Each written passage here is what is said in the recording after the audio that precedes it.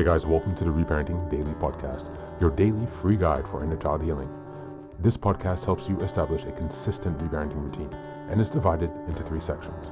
The first is a daily reading, the second is a discussion of that reading followed by suggested journal prompts, and the last section is a peaceful meditation for closing. Good morning, good afternoon, and good evening from whenever and wherever you're joining us. I'm so glad that you can join us for this journey of healing, self-expansion, and growth. If this is your first time, welcome. Now, before we dive in, I'd like to remind us that we've passed the 500 marker of Reparenting Daily. As a celebration of that, I've opened the Patreon community for free membership so that you can join our Zoom calls for free.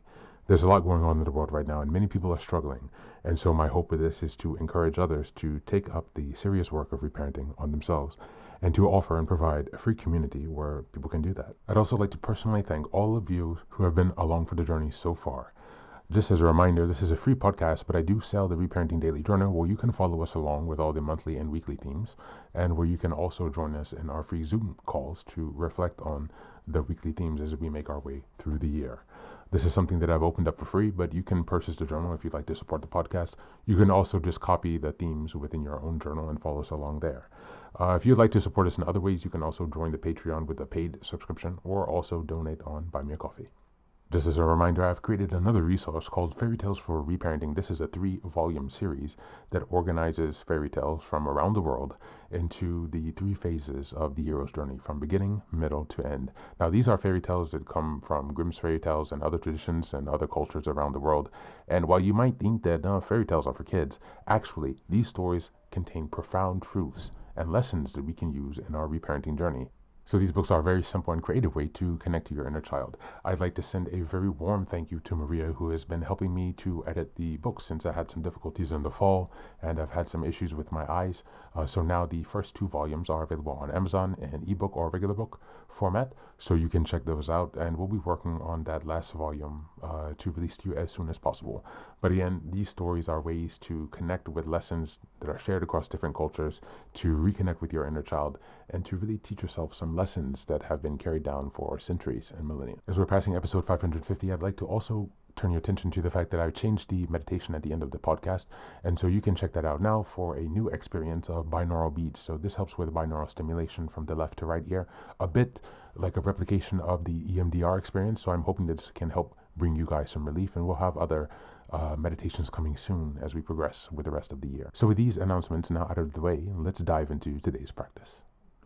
Today we're going to be listening to a lecture by Joe Dispenza, and it's on gratitude, how to fortify your gratitude practice and how to practically strengthen it. Just as a reminder, we're in November, and the theme for this month is gratitude and abundance. We're in week 4, and the theme for this week is gratitude in difficult times. I've shared Joe Dispenza before, so I'm sure you've heard of an introduction of him, but I wanted to share this as we focus in on gratitude during difficult times, as many people are struggling with difficult times right now, and I want to provide you the encouragement and support to know that you have the power to find gratitude in even the most difficult times. So without any further ado, here is Joe Dispenza.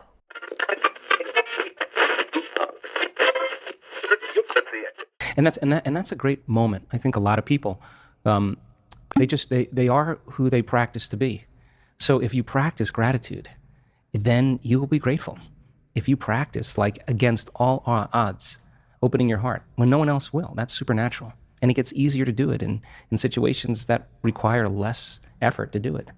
And I think that people, like, we'll have 1,000 people at this event coming from all over the world, and they'll learn how to do that. And if you're going to believe in a future, that you're imagining with all of your heart, it better be open and activated. And we actually measure. I think, first of all, science is the contemporary language of mysticism. I think, if you're studying the life of Jesus as an example, or Buddha, that was the language of the time, right? So here we are in the contemporary world, and science has become that language. So when you combine a little quantum physics with neuroscience and neuroendocrinology and psychoneuroimmunology and epigenetics, all of those different branches of sciences, the new sciences, point the finger at possibility. And in this particular work, I think that the more you understand what you're doing and why you're doing it, the how gets easier, because you can assign meaning to what you do. So then this is a time in history where it's not enough to know. There's a time in history to know how. because information is so readily available. You can gain information. You don't need an authority. You don't need a priest. You don't need a teacher. You don't need a governor. You can gain information without passing through some type of authority. And so people are empowered. And the next most practical question is, how am I going to apply this to my life? Now, when you learn new things, you make new connections in your brain. That's what learning is. But if you can't remember what you learned, then you haven't made any new connections that are sustainable or maintainable. So the more the person can repeat what they've learned, the more they're installing the neurological hardware in their brain in preparation for the experience. And so now they're priming their brain for the act, right? And when the experience happens, experience then enriches the circuitry in your brain. That's what experience does. So now you're laying down even more neurological tracks. But the payoff is the chemical called the emotion. And the moment you feel unlimited, the moment you feel grateful, the moment you feel abundant, now you're teaching your body chemically to understand what your mind is intellectually understood. So knowledge is for the mind and experience is for the body. And now we're embodying the truth of that philosophy. We're literally signaling new genes in new ways and changing our future, or changing our genetic future. And if you've done it once, then you're an athlete, you'd be able to do it over and over again. And if you keep repeating it, you neurochemically condition your mind and body to begin to work as one. And the redundancy of the act over and over again conditions the body to know how to do it better than the mind. Now it's innate in you. It's second nature. It's easy. It's familiar. It's who you are. And so I think we start as philosophers. We initiate and we become initiates, and then we master it. Knowledge, experience, wisdom, mind, body, soul. Learning it with your head, applying it with your hands, knowing it by heart, thinking to doing to being. And so I think to answer that kind of question or that comment is that, we should get up as if our prayers are already answered.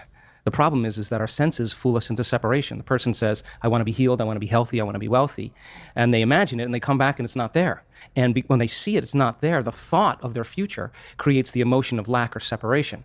And if thoughts are the language of the brain and feelings are the language of the body, now you have mind and body in opposition.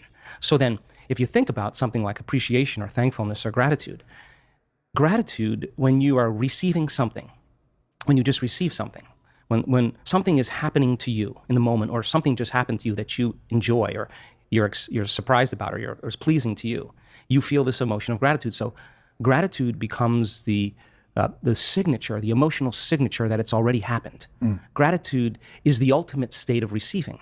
So now when the person combines a clear intention of their future, and they open their heart and they feel the emotion of that future, their body is objective. It's the unconscious mind. It doesn't know the difference between the actual experience in their life that's creating the emotion and the emotion that they're fabricating by thought alone. In that moment, their body is believing it's in that future, in the present moment. And the stronger the emotion they feel, the more altered they feel inside of them, the more they pay attention to the picture in their mind. And we could say then that they're beginning to remember their future.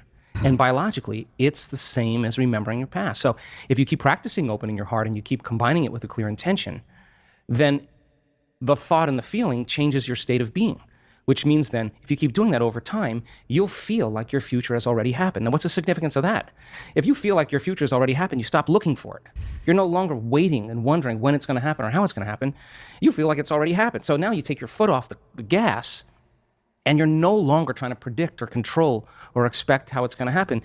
You're connected emotionally to your future. Well, the antithesis is also true. The stronger the emotion you feel for some betrayal, some shock, some trauma, the more altered you feel inside of you, the more you narrow your focus on the outer environment, and the brain takes a snapshot, and that's called a memory. And so the stronger the emotion, the more the brain embosses the imagery neurologically in the brain. So then the person thinks neurologically within the circuitry of that experience, and they feel within the boundaries of those emotions. So then we could say then the person's biology is literally in the past.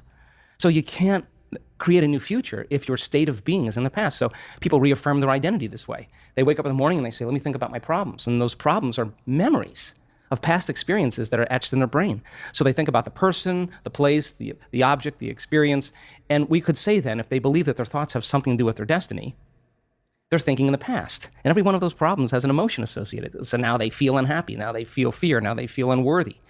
And they might be addicted to those feelings. Oh, no, it's a conditioning process, because conditioning, all you need is an image. They've mastered this on television, an image or a brand and an emotion. And all you need is a stimulus and a response. So every time the person remembers their future, their past, as they remember their past, the image with the emotion is literally subconsciously conditioning their brain and body into the past. And so if they're living in the familiar past, guess what?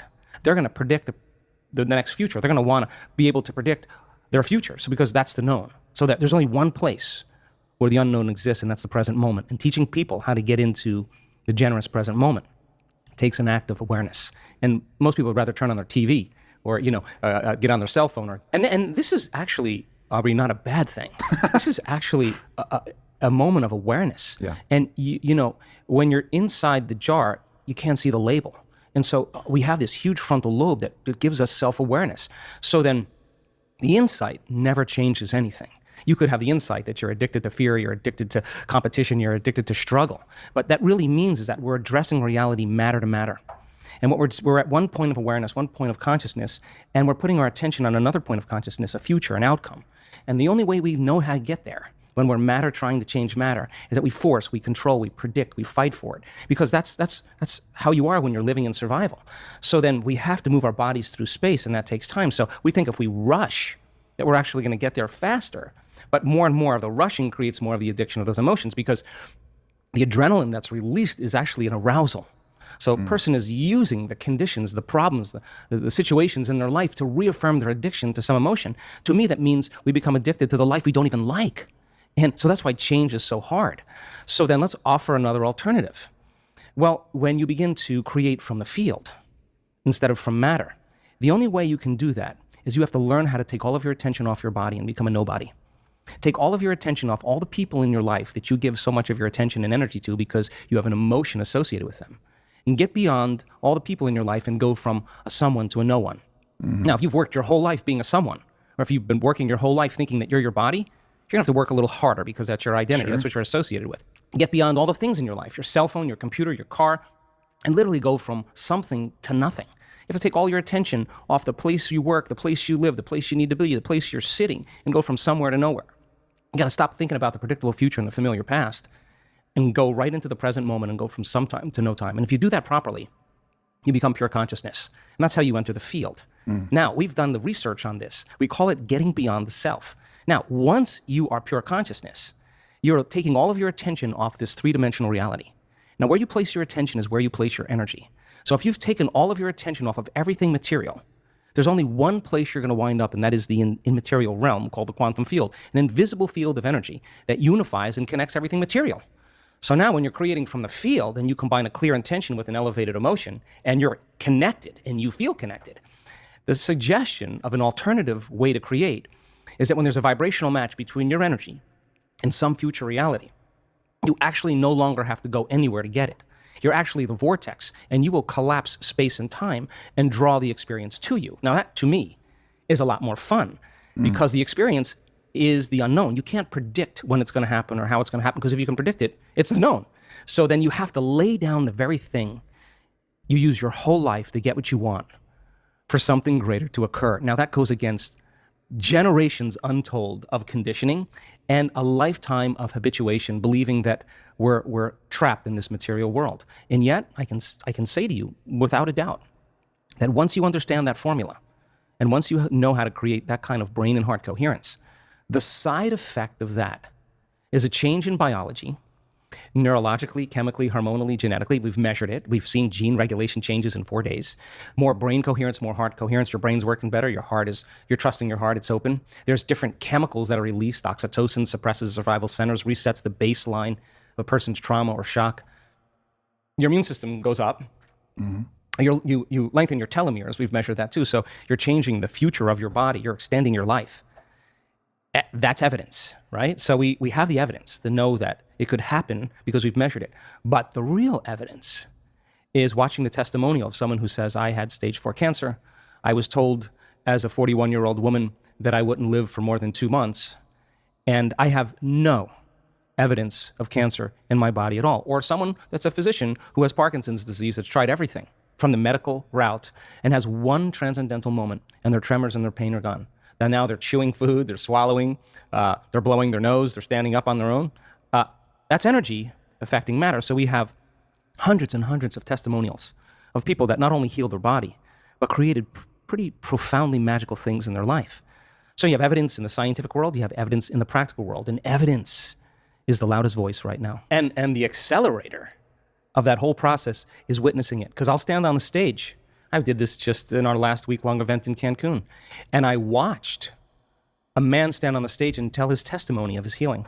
I looked out in the audience. There wasn't a person in the audience that was thinking about anything else They were witnessing truth right before their eyes, a miracle. Now, you see that and you look at the person, it doesn't look like a movie star, doesn't look like a vegetarian, doesn't look like they're buffed, doesn't look like they're different than anybody else. They just look like an average person. And the most common thought that happens when you witness that is, if that person can do it, so could I. And that drops the belief right away. You cannot go back to being the same person after you witness that. It's impossible. You're witnessing that type of transformation. In stroke patients that have had a paralyzed limb for years or been blinded by a stroke, that have perfect vision again. And the scans from their physician shows a complete 100% recovery. Now, strokes don't heal if they don't heal in 2 weeks, according to the conventional model of medicine. And nerves don't really come back online if they've been damaged after a period of time. And yet we're witnessing those kind of supernatural changes. So then the belief, the subconscious belief that is impossible. You may say, oh yeah, I believe that a person can be healed. Yeah, I believe in miracles. But when it comes time to actually execute them, you got to step outside a little bit and you got to trust a whole lot.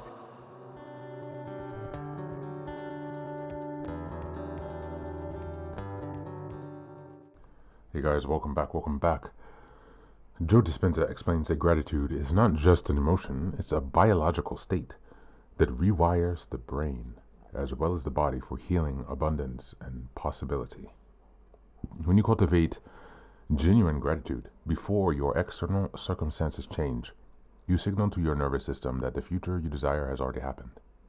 This elevated emotional state creates coherence between the heart and the brain, shifting you out of survival mode and into a more creative, expansive state where transformation becomes truly possible. He emphasizes that most people try to change their lives while living in a state of stress, fear, or lack, states that keep the body stuck in the past. Gratitude becomes the emotional signature of receiving, teaching your body to feel the outcome in advance. When you maintain that emotional state long enough, your body begins to believe the new reality, which triggers a measurable biological and neurological change. According to Joe Dispenza, this is how people experience spontaneous healing breakthroughs and synchronicities. The brain is no longer firing from old memories, but from a new internal future. Finally, he highlights that gratitude is a form of surrender, not passivity. You let go of control, open your heart, and trust the intelligence of life to respond. When your heart opens, you stop being driven by old story and survival emotions. And instead, you begin to attract experiences that match your elevated state. Gratitude becomes the compass that shifts you from scarcity to abundance, from fear to empowerment, and from the known past to an unknown but deeply aligned future. As we go into the journal prompts today, number 1, what future experience or identity do I want to embody?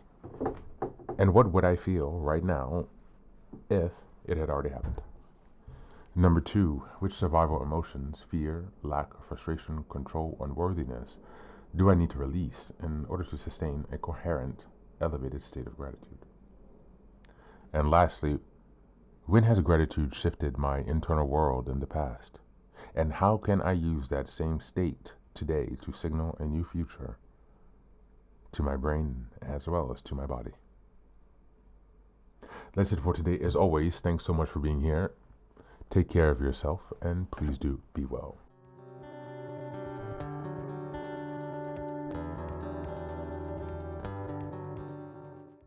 Welcome back. Now, this is the third and final section of the daily podcast.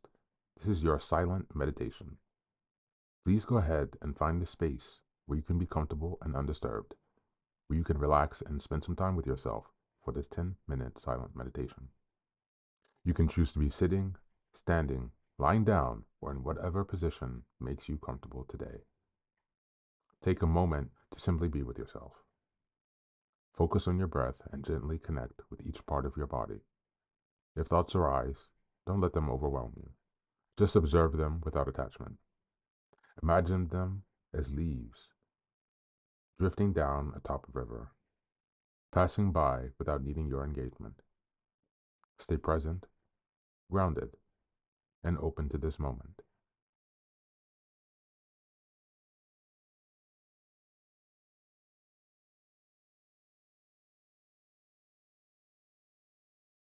day.